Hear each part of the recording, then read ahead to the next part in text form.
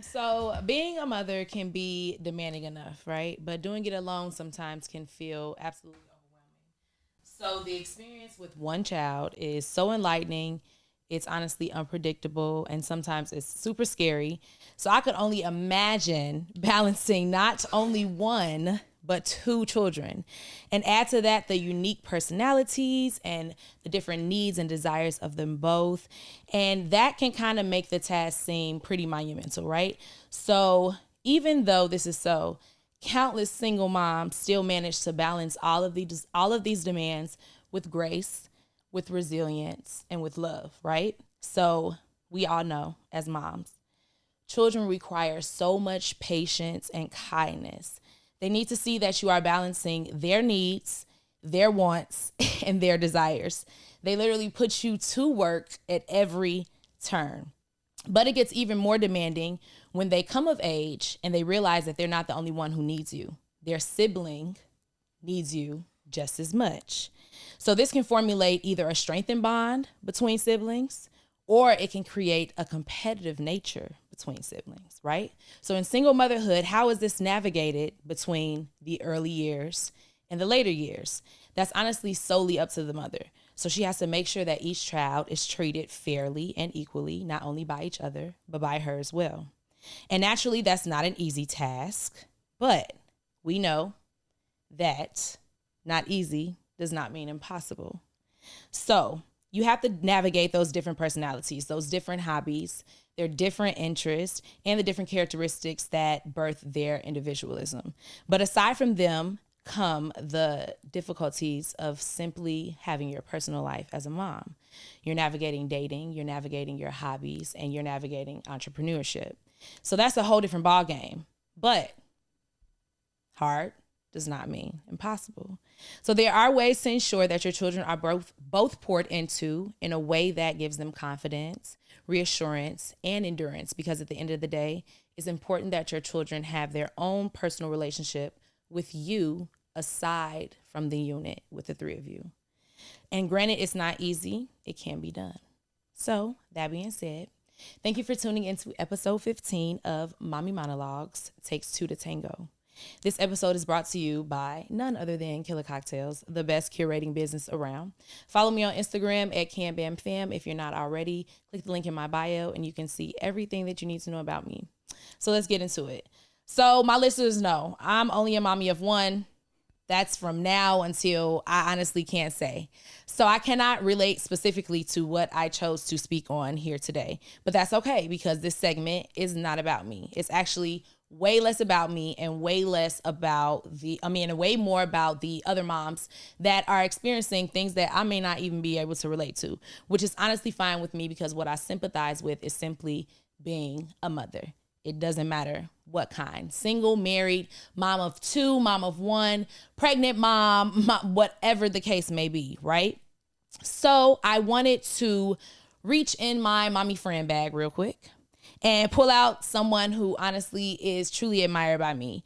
Truly setting the standard, honestly, for like nothing is impossible. So like when you go through things with people that are supposed to support you and they don't, and you still thrive and come out on top, that's honestly something to admire, something to speak on, something to just, you know what I'm saying? Because like it's not easy doing it by yourself, period, but it takes a village. And I feel like we always talk about this in regards to like you literally building your village from brick the dirt, brick. Literally, like brick by brick. Yeah. So it's just like that's super like, I don't know. Like, I don't know. So it's just like you are really kind of setting the standard for like you can do it all. And then not to mention like the entrepreneurship of it all, like the business portion of it all. And it's just like that's something to balance.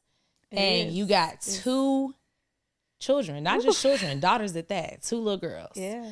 And it's me having a daughter too, like it's a certain standard that we want to set for them. Mm-hmm. And we can't help, like it's in every move. Yeah. So it's just like I want to talk about, you know, like how you turned those struggles into strength and how you really just like, I don't know, like your day to day, like what it looks like for you to just balance it all. Because at the end of the day, like single motherhood is one thing, but 2 children is another. Yeah. I didn't think that I would be here. When I had my first daughter, I was like, yeah, that's it for me. I'm good. And then that second one, she crept up on me. And I was like, yeah. It just kind of happened. But I've never been a person to run from my responsibility. Yeah. So when she came, I was just like, well, let's do what we got to do. And just kind of put my big girl boots on. Yeah. And I said, we're going to have to thug it out together. I kind of think that I was destined to be a mom of 2, though, because before having the 2 of them, I miscarried twins. So either way, God was like, you gonna have these 2 babies, regardless, whether you like it or not. Yeah. Because when I thought I was gonna be a mom of 1, it was just me and Yomi. Everywhere I went, she went, my buddy and me. And then Nova was like, oh, don't forget about me. Don't forget me. Hey, like, girl, I want to join. Right. I love that, though, that you said, like, you think that was, like, I really feel destined. Like that was in the cards. And even on a deeper scale, when you look back at, like, the generational kind of quilt, I like to call it, that was weaved before you.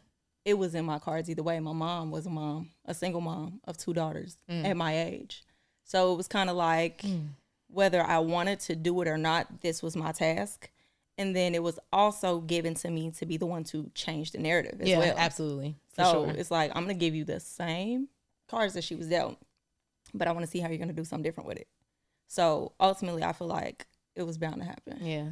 And once I stopped questioning why, and I just looked at it from a perspective of I was made for this, it got less overwhelming. That's relatable. It got less overwhelming, and it started to become a challenge that I was willing to take on versus feeling like this is beating me. I'm about to be it kind of thing. Yeah. And then once you get that mindset, like it doesn't take long before it just feels like engineering. Like it's just like the train is just going at this point. Because I was going to say that, like, now that I'm at that point of like,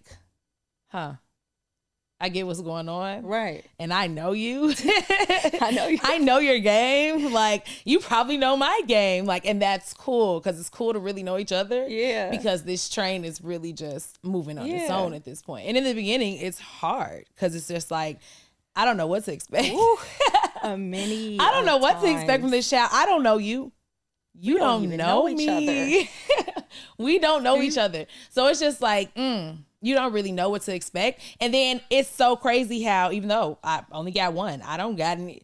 I know still that second time, like, you don't know what to expect all over again. Man. Maybe like a little more further down the line, because as a newborn, like, you obviously know what to expect. But when they become like even then 2, 3, like, and you see that they're completely different. Even then, like with them being newborns, they were polar opposites, day and night. I can't make it up. Like Yomi was a kid, she slept through the night. She woke up clockwork, 4 o'clock in the morning. She wanted the boob, changed her diaper. Boom, she's back to sleep. Yeah, out cold. Nova, she want to sit up. She want to look around. Ooh, she want to play. She want to play. She want to start cooing and on. Yeah. And I'm like, girl. And does that, honestly, like you withholding like those memories of them being babies, does that reflect in who they are now today?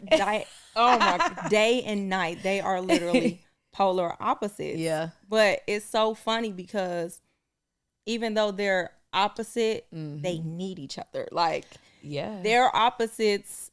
They kind of... Because they're only how far apart? 2 years. 2 years. Yeah, they're 5 and 7 now. They'll be 6 and 8. But where they're opposite, it's like the other person needs that balance. So she's the aggressive one. She's the one that's gonna speak her mind. 5 years old, no, she gonna say it how she think it, and that's it. You're just gonna have to take it. Like, and it's so funny to see so much personality in a body that small. Yeah, absolutely. Whereas Yomi is way more like calm. She's sweet. She's sarcastic. Like, she got a little spice to her. She's sassy, but she's non-confrontational. She doesn't want to fight. She doesn't like to argue. You could look at her wrong, she gonna cry. Like, she's so sensitive and emotionally inclined. Versus Nova being like, girl, what's wrong with you? Yeah. Like, yeah. get it together. And I know that like, but they need that though. Yeah. And I know that like that individualism, like as they get older, like it's just coming out more and more and more and more and more. So I just have a few questions for you because I really want to know, because don't get me wrong, like I'm a mom of one, but I want more kids.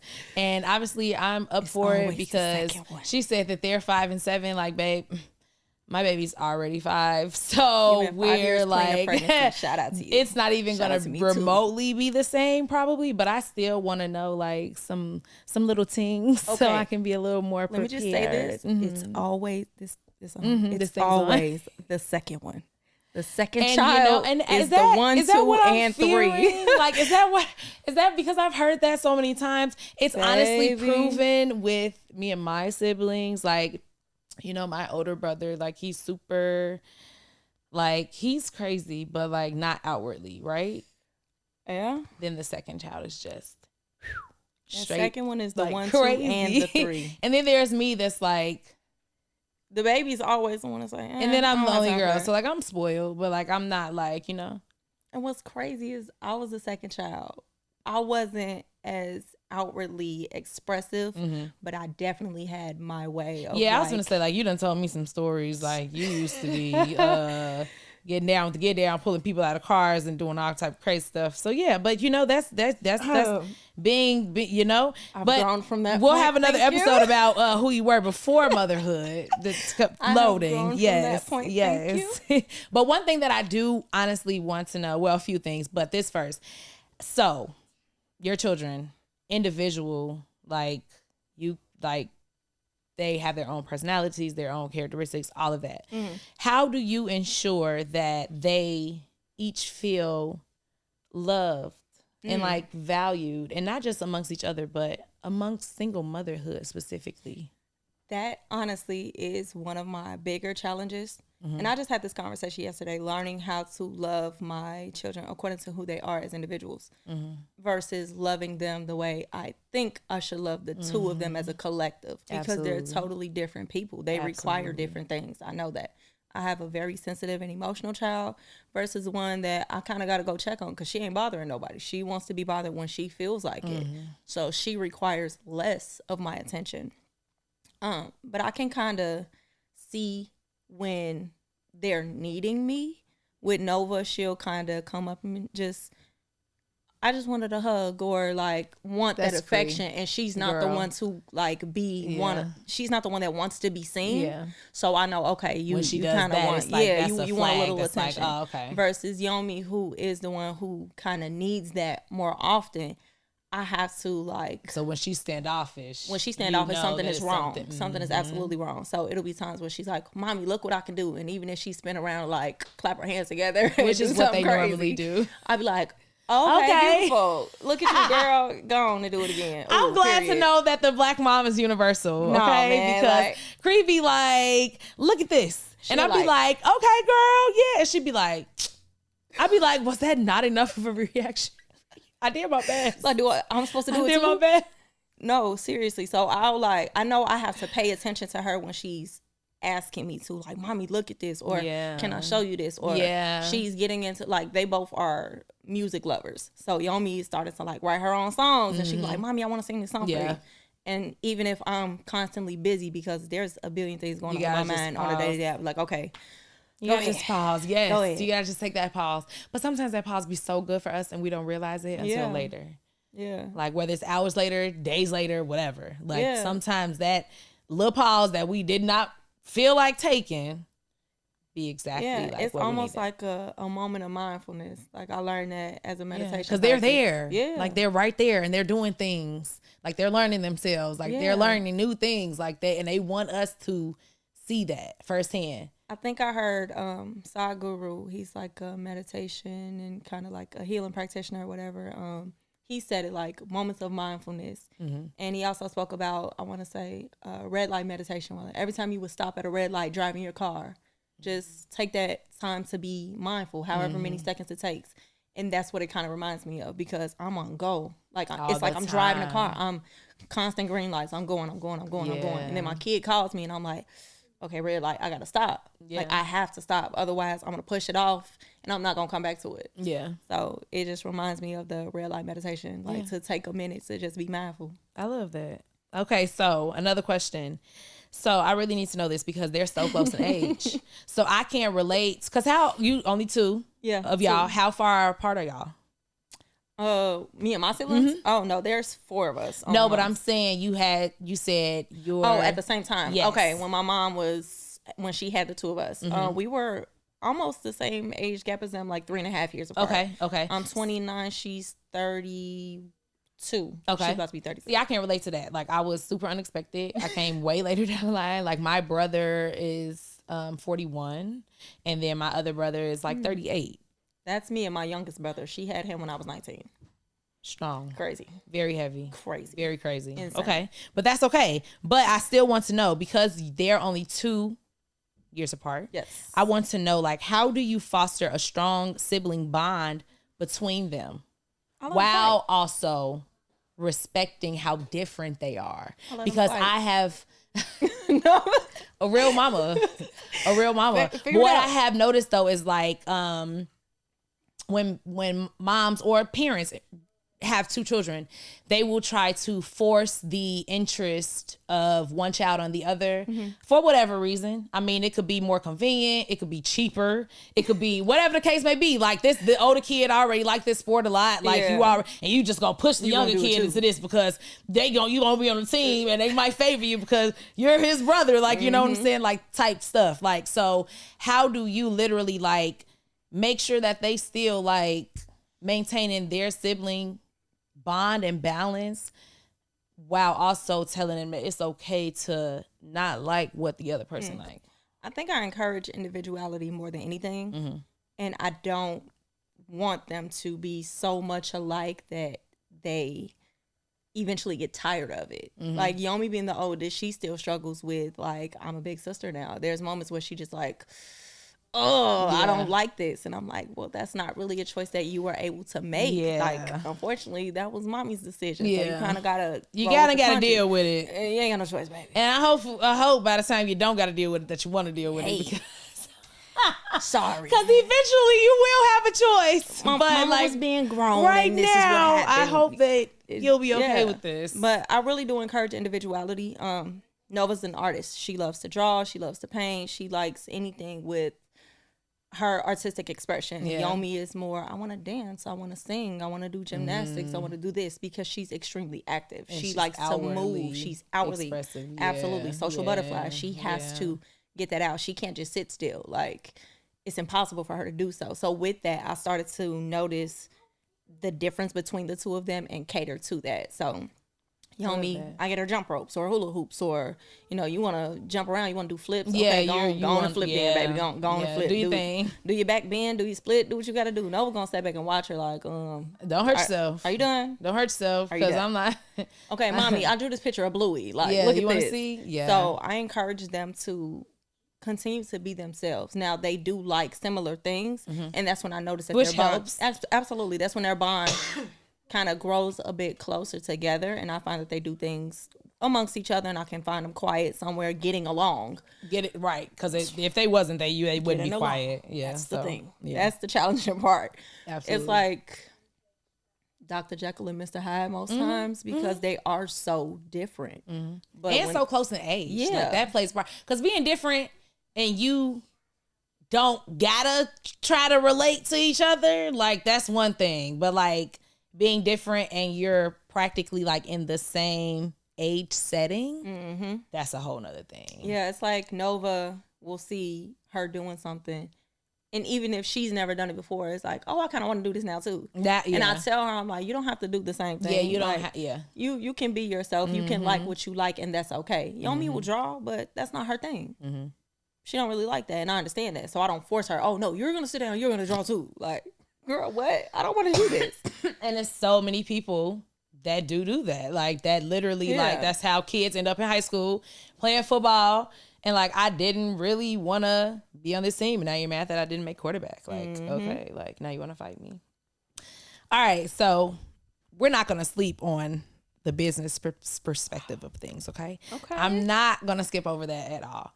So the Nail Connoisseur. Like, yes, let's just take a quick moment to I actually just to touch finished on the that client, because so I'm feeling yeah, good. like yeah. So take the floor. Like, tell me, Okay. like, I grew up in the beauty industry. I started modeling when I was like 4, up until I was 21, and that's the same time that I had my oldest daughter. So I kind of started to be insecure about my body. It wasn't the same. So I'm like, okay, let me take a break from being in front of the camera. I want to go behind the scenes.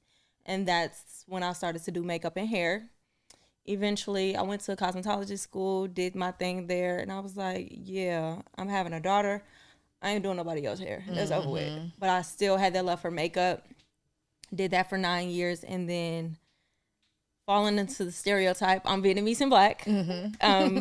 My grandmother is from Ho Chi Minh City, Vietnam, and she still to this day in her 70s is working in a nail salon.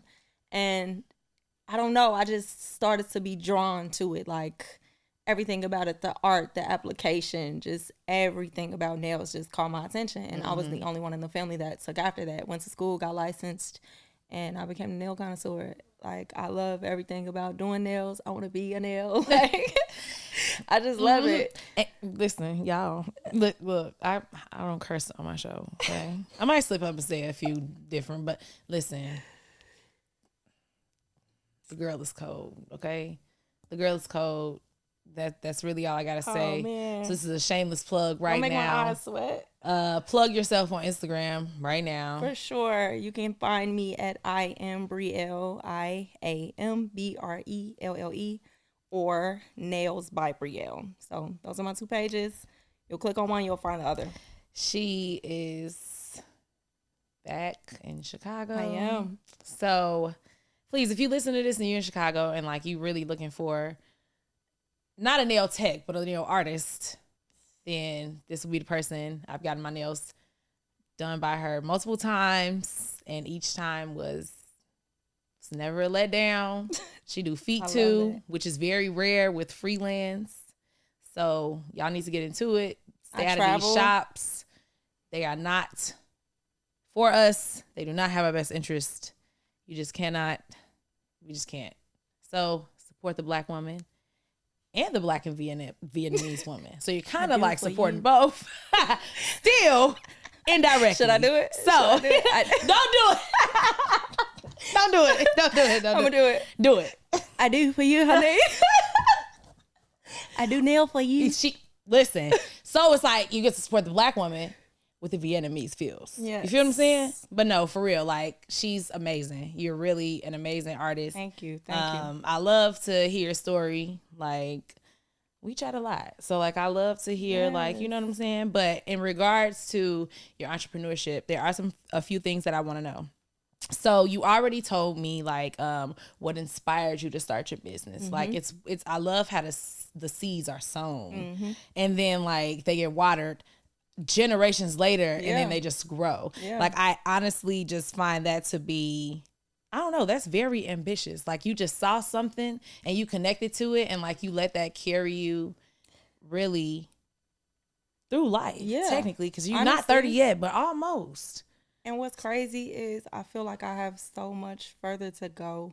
I'm actually about to go back to school to get my instructor's license. So I won't just be a licensed nail tech. I'll be a licensed educator as well. I want my own school. I want my own salon. Which is where the money resides. Hello.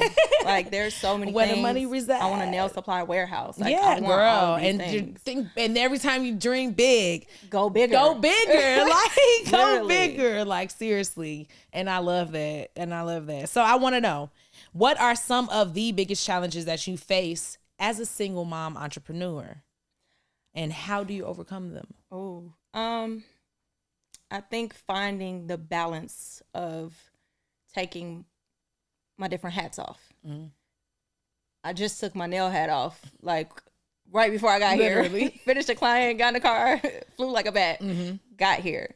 At the same time, I'm being a mom while servicing clients. Like, Mommy, can I have a popsicle? Yeah. Okay, just go get one. Like, I can't stop. I'm constantly having to be both at the same time. So it's difficult some days, because there's days that I don't get to cook, so I have to go and buy food. Or if I know I'm going to have a client, I'm prepping. I'm, okay, let me get a pizza or something. Right, so that I can still take care of them and cater to their needs before I start doing other things, so I don't feel like I shortchange them by chasing my dream. Yeah.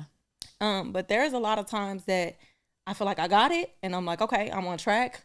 I got my clients listed out. Everything is on the books. Like, I'm doing good. Timing is great. My kids are in bed by a certain time. Those days, I feel like Wonder Woman. Yeah. Like, I got it together. Oh, girl, yeah. Then there's other days, they're up with me till I'm done with this client. And it's just like, what are you guys doing? Okay, how do we get here? What are we doing? It's a challenge. And not to mention, I'm in corporate as well. So I'm in tech. Yeah. So my 9 to 5 is... entrepreneur, employee, mom of 2. Like, I got 4 jobs. To be a student. Like, really? That's why I say, hard does not mean impossible. Like, when you want it, I feel like you go get it. But you know what's crazy? I kind of tell myself that I have to go harder and do more, because I come from a background to where I was an overachiever, just trying to prove something to my mom. So I always felt like, dang, it's not good enough. It's not enough. It's not enough. Let me do something else. You do that. You need to. But I was a straight A student, and that wasn't enough. Like, I would bring home a report card, and she'd be like, oh, okay, that's what you're supposed to do. You know how hard this was? Like to maintain a 4.0 GPA? Like, dude. So now, like how you just said, when you just said it, it kind of made me look like, dang, you do a lot. But when I say it about myself, I don't feel that way. Yeah. It's like, oh yeah, I'm going to work. This is what I do. And then when I get off, I'm going to be with my kids. And then when I'm done with that, I probably got a client or 2 or whatever the case may be. And then I'm looking at stuff for school or whatever else I'm doing, whether it's makeup, whether it's getting into a photo shoot here and there, creative directing. I do that as well. So it's like curating other people's photo shoots and coming up with concepts and vision boards and Pinterest boards, sending it to them, getting their approval. Like, I do so many things. Yeah. But when I say it, it just sounds like, oh, that's my regular life. That's what I do. When somebody else says, it's like, dang, I can't, okay. Yeah. Okay. Yeah. Look at but you. Then that just goes to show maybe how much praise you don't give yourself. I don't give myself a lot of grace. Well. Okay, don't yell at me. Yeah, I'm not. I'm talking quietly because these mics pick up a lot. But yeah. So I also want to know, I just want to know one thing, because because I'm in the beauty industry as well. So I know that beauty industry people are different when it comes to their self-care. Like, do you hear me? Like, as moms, not as moms, like whatever. But I'm speaking specifically on being a mom right now. Like, solely on like what comes with motherhood. What are, because listen, and like, I just love this, but what are your self-care tactics? Like, what do you truly do when it comes to, even if it's very rare, whatever, those times where you have time to yourself, to pour into yourself, to take that glass of kids that's been filling up all day and pour it into your champagne glass and say, okay, I conquered the day. Like, what can I do for me now? Well, being a former hairstylist, a makeup artist, and a nail tech, when it comes to like my appearance, I got self-care on lock. Nails are always done, feet are always done, makeup is always done, hair is always done, so I don't have that problem. But for me to feel like this is my me time, I love me a good bath. I love a good bath, a hot bath at that with a glass of wine, then burn my skin. A good book to find time to read. When I was in Arizona, our complex had like a little fire pit. So I would put them to bed and go out, and I would go sit in front of the fire and I would just read. Yeah. And it was the most relaxing thing I love reading ever. Just because it took me back to a place that I truly used to love as a kid. Yep. And as a mom, now I feel like I've gotten away from so many things because life just happened back to back to back to back. Quickly. I blinked and I was 29. And I remember graduating high school. Like, I remember the day I graduated high school, and now I'm like 30's on my door. Yeah. So I started to try to find little things that reminded me of my happy place when I was younger, which was reading, just spending quality time by myself. With yourself, because I've been an introvert my whole life. Yeah. I like people who make me feel safe, but I don't like to be around a lot of people or energies because I pick it up. I feel everything. And the last thing I need is to be by myself and I'm wondering why I feel this way and it's not even my energy. It's not even you. It's not me. Yeah. Yeah. So I love me a good bath. Every now and then I'll go get a full body massage, hour and a half. And I just love that. A good facial in between me doing my regular self-care. It be the facials for me. Like, you can do your nails and your feet. Like, I wish I could do my nails and my feet. Like, I'm not going to lie. But, like, the fact that I can give myself a full out facial from the, like, a what? To the, what? Girl, I be doing all of that. Like, the chemical peel, the dermaplane. Like, I can do all of that myself. That makes me feel so good to save $200. No, for real. Hello? Like, what? It's serious. It's really serious. And everything is inflating still. Nothing's on pause. Nothing's pausing. So I sympathize with that. Like, being able to, like, take care of yourself. Because it's one thing to be like, yeah, my self-care is like going to get my nails, my feet. No, boom. My self-care is me doing this for myself. Like, being the jack of all trades for me is one thing to provide it to other people, but I can do this for myself. Do you know how much money I save? Yeah. Doing my own makeup, nails, and feet. Girl, I'm so glad I learned how to do makeup. Like, I'm so glad. No, you know what I'm really glad about? I'm not even going to front. Them lashes. The lashes, babe. The lashes. My little I need a tutorial. My little $10 a month for my book of clusters. Really? Comes in 4 different. Send me the link. I need it. Do you know how much money I save? Yeah. And then I don't even have to deal with the, like, you know, people. You be scared when you got like fake lashes. And I'm too, like, my skincare routine is like 7 steps long. I be in the shower with it. Like, I can't not rub my eyes. Like, for me, it's the fallout. Like, that scares me. And then I just spent $150 on this, and you telling me that I'm seeing lashes already. I'm gonna flip a table. I might come back.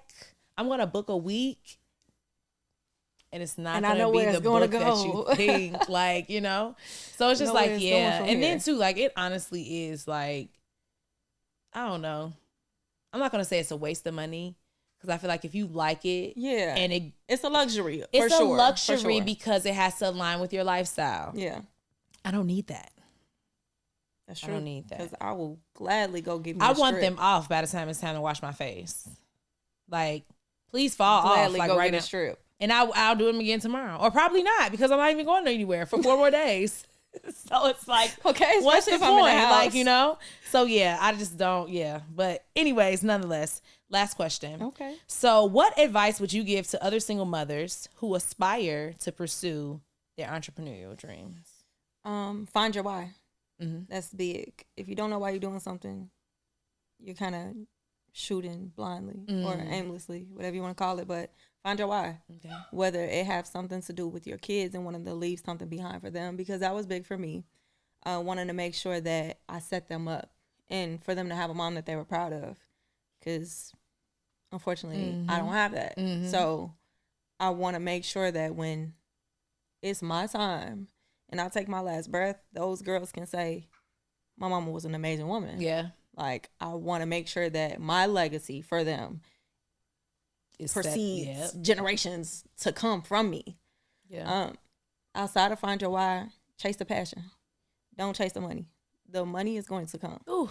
And I learned that over the course of time because I felt like I was not charging enough or, you know, shortchanging myself because I am dumping hundreds and thousands of dollars into a product, into this, into that, into marketing. I've started over and rebranded like 7 times and I actually plan to do it again. Relatable. So, but I had to realize like, I'm not booking 50 clients, but I got 10 consistent clients. Who really, really love what I do. Yeah. And gonna keep coming back. Yeah. It took my godfather to tell me, your heart is in the right place with doing this because you don't care about the money. And I would give people discounts. You know what? This set on me. Come on. I just want to do it. Because I truly love what I do. Like, I could do nails for free. Yeah. The fact I make money off of it is a bonus. But girl, I done did weddings for free, singing. I done did. And I'd be all kind of stuff. I just really love whatever, it. Just really love that. And I got a video. Like, you know, and I'd be like, and I got footage. Okay, I got content. I have content. But it took him to really put that in perspective and tell me, like, your heart is in the right place. You're chasing the passion. And by default, as long as you keep doing that because you love it, the money is going to follow by default.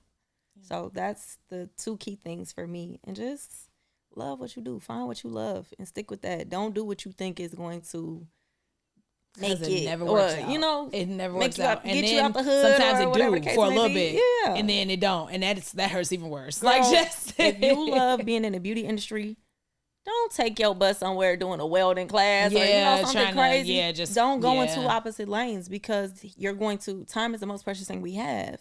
That's the most expensive thing that we have.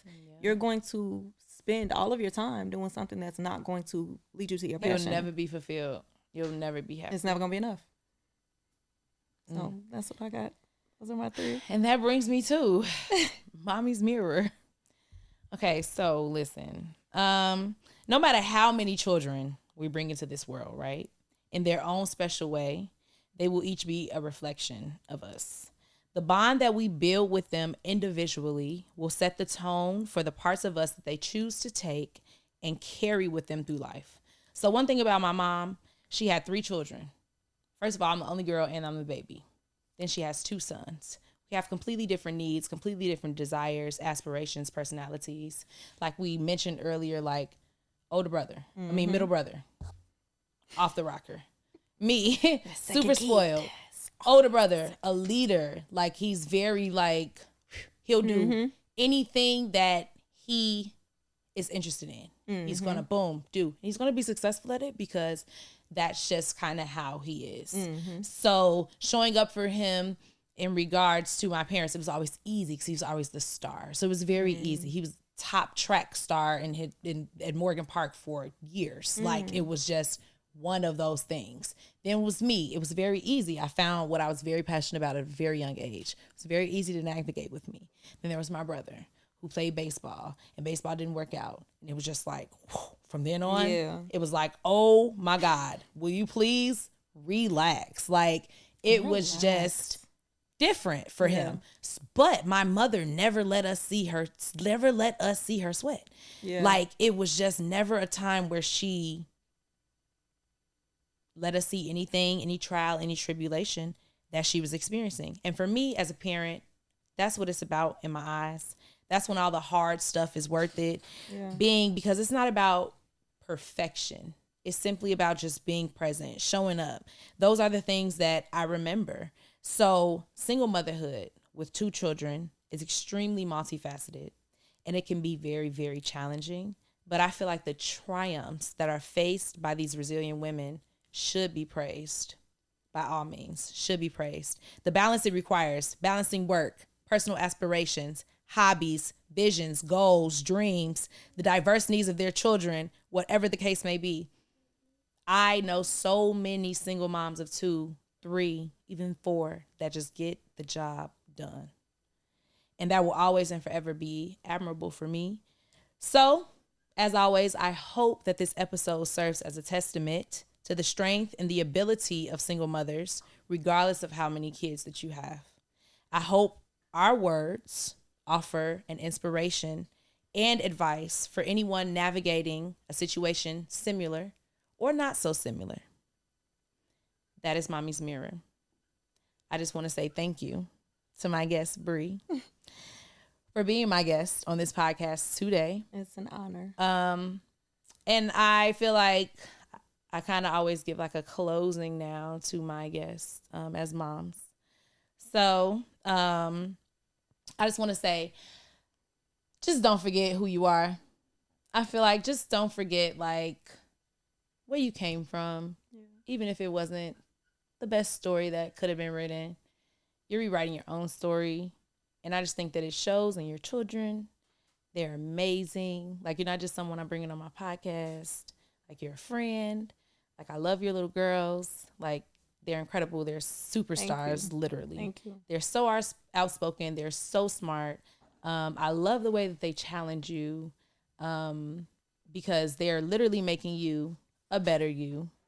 Absolutely. I admire your entrepreneurship. I admire how you're doing everything that you're doing. We didn't speak on a lot because that's your personal life, but you know what you did. And I admire that because you spoke on it for so long and it was just like at the top of your goal list and you hit that pinnacle. And like, I just want you to know, just keep raising the bar, keep providing, Keep just giving them the best life possible. Keep showing yourself grace. Don't ever be too hard on yourself. If you don't hear it enough, you're an amazing mom. Quite the woman as well. Even aside from motherhood. The eye sweat so let's not forget that, because we were someone before them. The eye sweat is coming. And we are someone aside from them. So I don't want to forget that. But yeah, like I said, like, I'm just grateful to be your friend, see it up close. And I just want to thank you for being a guest today. Because not everybody want to come and, tell their business. I'm an open book. I kind of feel like I am too. And I wasn't always like that until I started podcasting. That's crazy. But yeah. I love that for you. Thank you for having me. This was an honor, a pleasure for sure. You're welcome. And I just want to give you your flowers. Oh, girl, thank you. I was just about to say, nobody's giving you your flowers here, Malay. Like, no, let me flip the script on you. I always will. Like, You might do this for us, but I don't know who does it for you. I do it for all of us. Yeah. And I feel like, if I do it for y'all, then y'all do it for me. Come on. Absolutely. Because, we can all relate to something in regards to motherhood. Like, we may not have the same experiences, the same situations, the same stories, the same whatever. But at the end of the day, like, we're moms. And that one thing being able to relate to puts us that's a lot. Together. That's enough to weave us together. That's a lot. Sure. Like, you can always put, whatever in the front, whatever, a description, a title, a noun, or whatever, what type of mom you are, what kind. But at the end of the day, we all share something. Yeah. We're raising these children. Especially in this generation, too. Having to do things so differently. It's rough because and stuff. Life is different. Times have changed. Everything's different. Values of people have changed. And then when you... 20, 25, whatever, 30 having your children, that's a whole generation. I'm telling you. In between what was when you were a kid versus what is now. Yeah. So, yeah. So thank you again. And thank you all for watching, listening, whatever may have you. I appreciate you all so much for tuning in to episode 15 of Mommy Monologues with the Nail Connoisseur. As I always say, those who can relate, please like, comment, share, and tap in. And those who can't, just send it to someone who can. We'll see y'all next week. I gotta go be a mom.